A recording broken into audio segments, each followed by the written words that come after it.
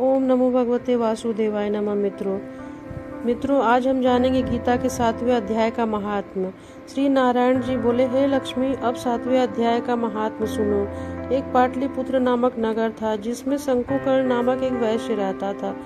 उसने व्यापार में बहुत सा धन कमाया, किंतु न तो कभी पितरों का तर्पण किया और न ही कभी देवताओं का पूजन किया। वह व्यापार करने को नगर के बाहर साथियों सहित कहीं परदेश को जा रहा था कि रास्ते में उसको एक सर्प ने डस लिया, जिससे वह मर गया। तब उसके साथी दाह क्रिया करके आगे को प्रस्थान कर गए। मरने के बाद शंकुकर्ण ने सर्प योनि में जन्म लिया।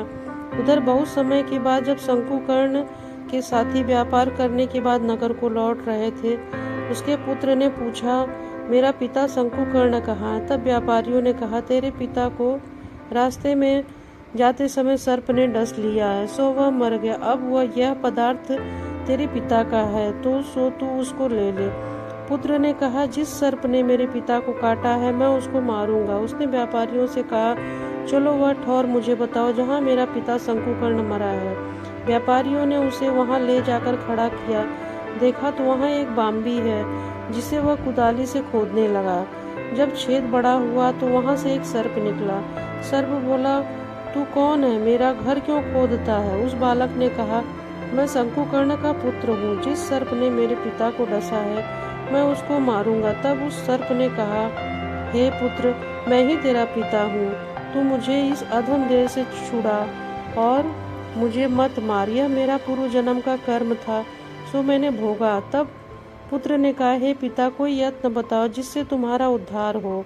तब उस सर्प ने कहा, हे पुत्र, किसी गीता पाठी ब्राह्मण को घर पे भोजन कराओ और उसकी सेवा करो, तो उसके बाद उसके आशीर्वाद से मेरा कल्याण होगा।